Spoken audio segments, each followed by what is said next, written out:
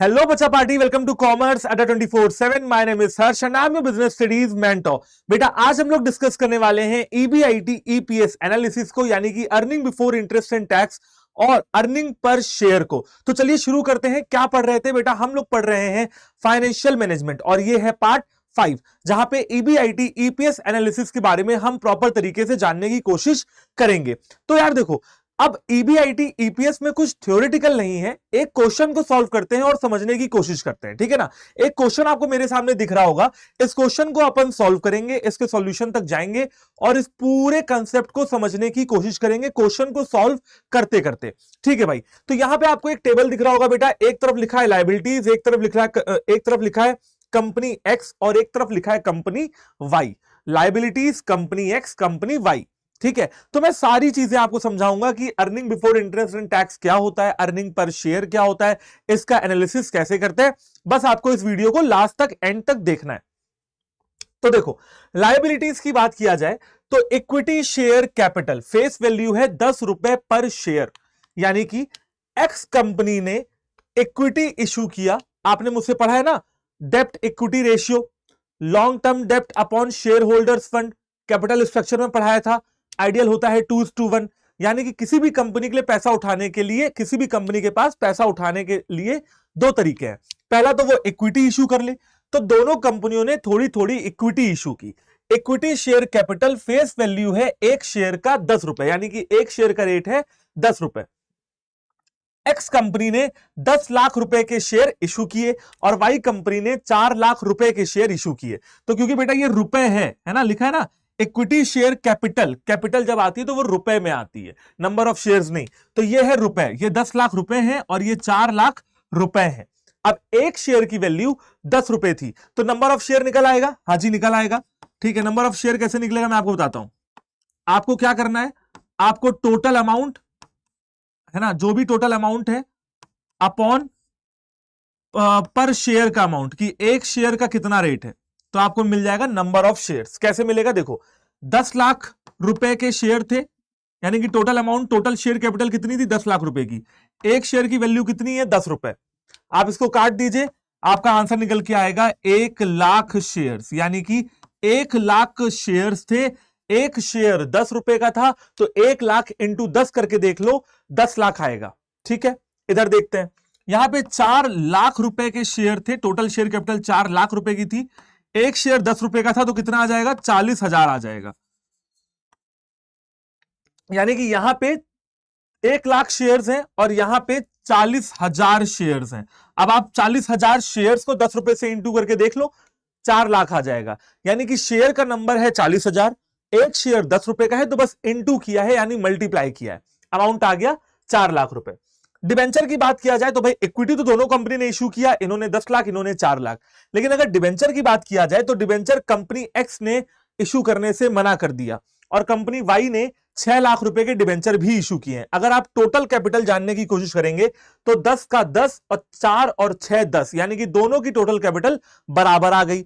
अब देखो, समझने वाली बात यह है कि दोनों की जो कैपिटल है वो बराबर है. अब हमें यह देखना है कि कैपिटल तो बराबर है लेकिन सोर्सेज अलग अलग हैं. अब देखना यह होगा कि एक कंपनी कितना अर्न करती है और इंटरेस्ट एंड टैक्स देने के बाद कितना पैसा बचता है, और जितना पैसा बचा है उससे अर्निंग पर शेयर निकलेगा. अभी देखो आगे सब होता जाएगा अपने आप. अभी क्वेश्चन को पढ़ते हैं. With the help of this analysis, इस एनालिसिस की हेल्प से it can be found out as to what will be the effect of various combination of long term financial sources. कहा गया है किस फाइनेंशियल सोर्स का क्या इफेक्ट पड़ेगा. तो लॉन्ग टर्म फाइनेंशियल सोर्सेज यानी कि इक्विटी और डेब्ट की बात हो रही है, उनका क्या इफेक्ट पड़ेगा, उनके अलग अलग कॉम्बिनेशंस का क्या इफेक्ट पड़ेगा on the EPS at a certain EBIT level. अब यहां पे किस तरीके का कॉम्बिनेशन है, यहां पे कॉम्बिनेशन यह है कि एक्स कंपनी ने डिबेंचर इशू नहीं किए हैं. आप ऐसे ही, जो मैं आपको आगे सॉल्यूशन बताने वाला हूं, आप बिल्कुल वैसे ही अलग अलग तरीके के कॉम्बिनेशन को सॉल्व कर सकते हैं. बताता हूं, सारी बात समझ में आ जाएगी. Suppose both the companies have earned EBIT 2 lakh each. दोनों कंपनीज के पास earning before interest and tax था 2 लाख. अब देखो यहां पे लिख लेते हैं earning before interest and tax. Company x की भी 2 लाख है, कंपनी वाई की भी 2 लाख है. समझ रहे हो, तो दो चीजें बराबर हो गई. एक तो टोटल कैपिटल दोनों की बराबर हो गई, दोनों ने पैसे भी 2-2 लाख रुपए कमाए। अर्निंग समझते हो ना, earning before interest and tax, यानी कि ऐसा पैसा जो कमाई तो हुई, अर्निंग माने कमाई, लेकिन अभी इंटरेस्ट और टैक्स देना बचा है तो देंगे, फिर निकलेगी अर्निंग आफ्टर टैक्स। दोनों कंपनी की 2-2 लाख रुपए है, यानी कि दोनों कंपनी की बराबर है। बहुत अच्छी बात है भाई, एक्स कंपनी की 10 लाख है, वाई कंपनी की 10 लाख है, कैपिटल वो भी बराबर और अर्निंग भी बराबर। ठीक है, अब आएगी खेल में मजा। टैक्स रेट जो है, ईबीआईटी 2 लाख रुपए था, टैक्स रेट जो है वो 30% है और दोनों कंपनियों के लिए 30% है ना। टैक्स रेट लिख दे रहे हैं, टैक्स रेट इनके लिए भी 30% है और इनके लिए भी 30% है, ठीक है ना। तो ये तीनों चीजें दोनों कंपनी में कॉमन थी। अब चलिए सॉल्यूशन की ओर बढ़ते हैं, बहुत ही इजी सॉल्यूशन आएगा इसका, बहुत मजा आने वाली है करके। देखो चलो ले लेते हैं रेड पेन। ईबीआईटी कितना बताया, अभी पीछे बताया था 2-2 लाख रुपए ना। तो सबसे पहले हमें रखना है earning before interest and tax. Company x के लिए अर्निंग कितनी है, 2 लाख रुपए, कंपनी वाई के लिए अर्निंग कितनी है, 2 लाख रुपए। सही है, कोई दिक्कत नहीं है। इसमें से इंटरेस्ट को माइनस कर दो। इंटरेस्ट समझते हो, ये डिबेंचर है, डिबेंचर का आगे लिखा हुआ है 10% डिबेंचर, इस 10% का मतलब है इंटरेस्ट। एक्स कंपनी ने कोई डिबेंचर इशू किए नहीं थे, वाई कंपनी ने डिबेंचर इशू किए थे 6 लाख रुपए के, 6 लाख का 10% 60,000। तो हमें क्या पूछा गया, earning before interest and tax. अब बिफोर है ना, अर्निंग ऐसी कमाई जिसपे अभी इंटरेस्ट और टैक्स देना बचा है, तो इंटरेस्ट दे दो, 60,000 दे दो, दे दिया भाई। ये तो कुछ देंगे नहीं क्योंकि इन्होंने डिबेंचर इशू नहीं किया, तो इनके यहां से कुछ माइनस होगा नहीं। तो 2 लाख में से कुछ भी नहीं गया तो 2 लाख बचा, और 2 लाख में से 60,000 गया तो 1,40,000 बचा। यानी कि इन्होंने डिबेंचर इशू किए थे, इनको 60,000 रुपए इंटरेस्ट देना पड़ा। अब निकला अर्निंग बिफोर टैक्स, यानी कि अभी भी टैक्स देना बचा है। तो इनकी अर्निंग थी 2 लाख, इनकी अर्निंग कम हो गई 1,40,000, क्योंकि इन्होंने ऑब्वियस सी बात है इंटरेस्ट की पेमेंट कर दी। टैक्स कितना रेट था दोनों कंपनी के लिए, 30% है ना। तो 2 लाख का 30% 60,000, 1,40,000 का 30% 42,000। ठीक है, तो अब क्या निकलेगा, अर्निंग आफ्टर टैक्स निकलेगा। क्या निकलेगा, अर्निंग आफ्टर टैक्स निकल गया। कैसे निकला, 2 लाख में से 60,000 गया 1,40,000, 1,40,000 में से 42,000 गया 98,000। अब हमको साफ साफ पता लग रहा है कि एक्स कंपनी की अर्निंग ज्यादा है 1,40,000 है, और वाई कंपनी की अर्निंग कम है 98,000 है। साफ साफ पता लग रहा है, कोई दिक्कत नहीं है, कोई कंफ्यूजन नहीं है। हाँ जी, आगे देखो, हमने यहां पे नंबर ऑफ इक्विटी शेयर निकाले थे, कितने निकाले थे, 1,00,000 और 40,000। अब यहां पे कुछ नहीं करना है, बिछा देना है, ताश के पत्तों की तरह बिछा देना है। तो ये आपने 1 का बिछा दिया, अभी आपको अपना बादशाह बिछाना है। Number of equity share, 1,00,000 share ये थे, 40,000 शेयर ये थे। नंबर ऑफ इक्विटी शेयर निकल आया, अर्निंग निकल आई। अब ये पता लगा लो कि एक शेयर पे कितना पैसा कमाया कंपनी ने, है कि नहीं सही बात।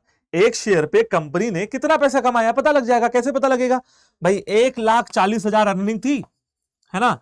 अगर आप इसको डिवाइड करते हो 1,00,000 से, तो वैल्यू निकल आएगी कि एक शेयर पे कितने पैसे कमाए, क्योंकि ये क्या है, नंबर ऑफ शेयर है ना, ये रुपीज नहीं है बेटा, ये रुपीज है, ये रुपीज है, ये रुपीज है, ये भी रुपीज है।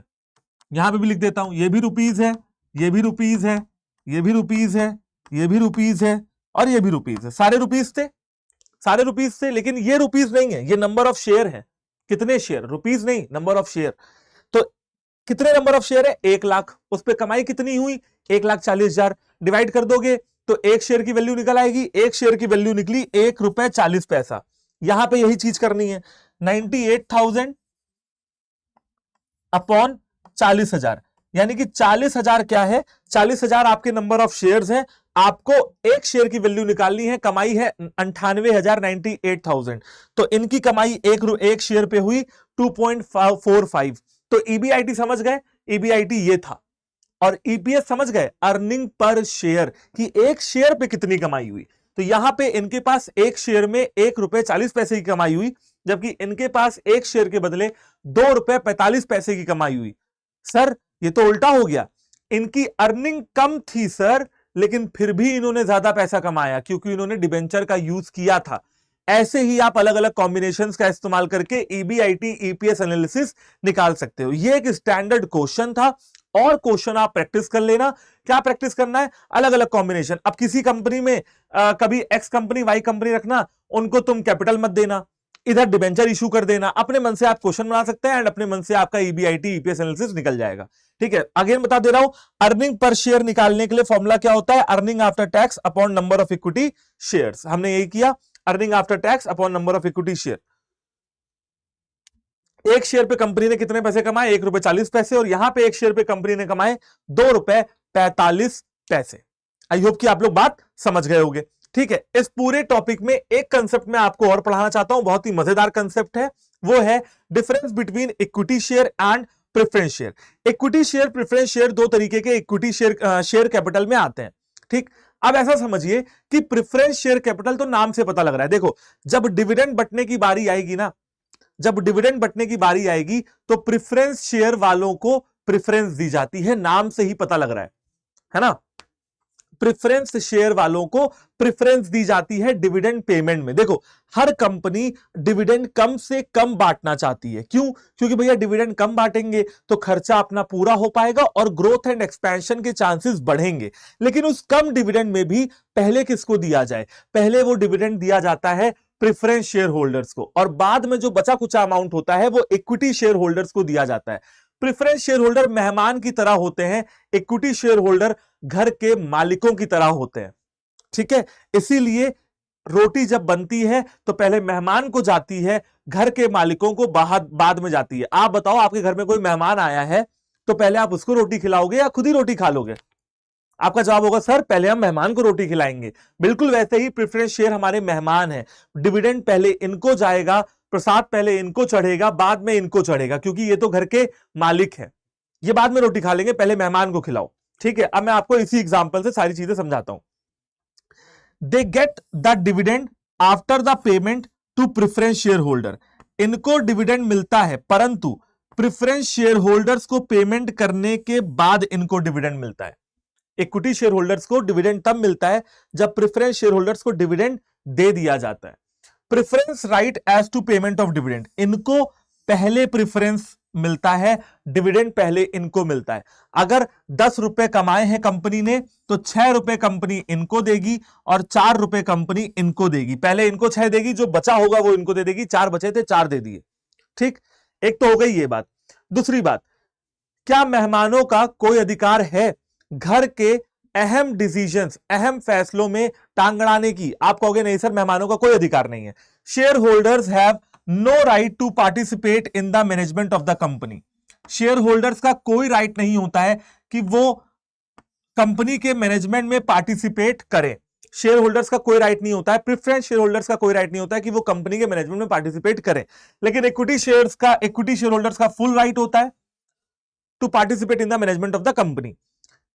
Equity shareholder enjoy voting rights, but preference shareholders have no voting rights. Equity shareholders को voting rights मिलते हैं, preference shareholders को कोई voting rights नहीं मिलते हैं।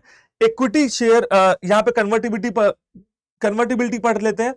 Equity shares are non-convertible. आप equity shares को preference shares में convert नहीं कर सकते हो, but आप holding बढ़ा के preference shareholders को equity shareholders में convert कर सकते हो। इक्विटी शेयर्स को आप प्रेफरेंस शेयर्स में कन्वर्ट नहीं कर सकते हो, बट प्रेफरेंस शेयर होल्डर्स को आप इक्विटी शेयर्स में कन्वर्ट कर सकते हो। Equity shares are not redeemable. आप अपने इक्विटी शेयर्स को दोबारा नहीं खरीद सकते हो। एक बार किसी के पास चले गए तो चले गए, लेकिन प्रेफरेंस शेयर को आप ज्यादा दाम पे करके वापस से खरीद सकते हो, है ना। Preference share are redeemable. आप प्रेफरेंस शेयर्स को ज्यादा दाम पे करके उनको वापस खरीद सकते हो। Dividend rate is not fixed. इनका डिविडेंड रेट फिक्स नहीं है, ये तो बचा कुचा माल खाते हैं, है ना। इक्विटी शेयर होल्डर को तो इक्विटी शेयर होल्डर को बचा कुचा डिविडेंड मिलता है। हाँ, प्रेफरेंस शेयर होल्डर्स का रेट फिक्स्ड है कि इनको 10%, 15%, 20% मिलेगा। ठीक है ना। तो ये हो गया भाई साहब आपका difference between equity share and preference share. I hope कि आपको ये पूरा कंसेप्ट समझ में आया होगा। तो बच्चों thank you very much session को ज्वाइन करने के लिए। आपको क्या करना है आपको पता है, नीचे दिए हुए टेलीग्राम लिंक पे ज्वाइन कर ले कॉमर्स अड्डा के चैनल को। इसी के साथ अड्डा 24/7 की एप्लीकेशन डाउनलोड करके कम्युनिटी पे जाइए। कम्युनिटी पे जाके आपको BST and accounts by Harsh sir का ग्रुप भी ज्वाइन कर लेना है। एंड इसी के साथ आपको एक काम और करना है, कॉमर्स अड्डा 24/7 चैनल फैमिली से जुड़े रहना है, ताकि आपको ऐसे ही मजेदार वीडियो अपनी पढ़ाई से रिलेटेड मिलती रहे। ठीक है ना? तो thank you very much, tata bye bye, फिर मिलते हैं अपनी नेक्स्ट वीडियो में। जय हिंद।